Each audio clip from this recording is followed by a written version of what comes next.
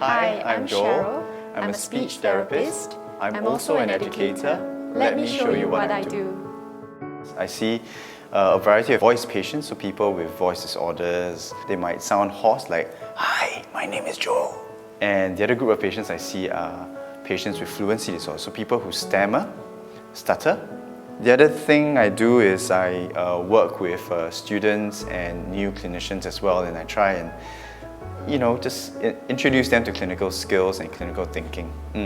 I think being a clinical mentor, you play a wide variety of roles.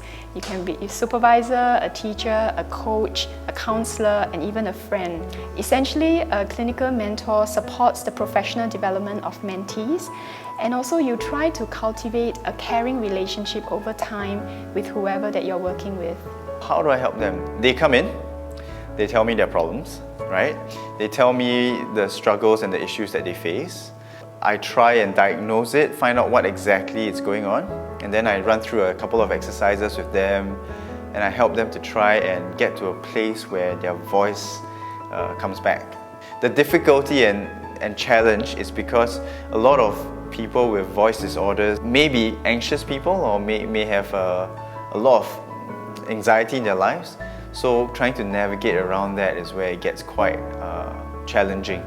I think a good clinical mentor is someone who is able to set very realistic goals for their inductees, and also someone who is able to scaffold learning. Because when you talk about clinical work, you're talking about complex skill sets.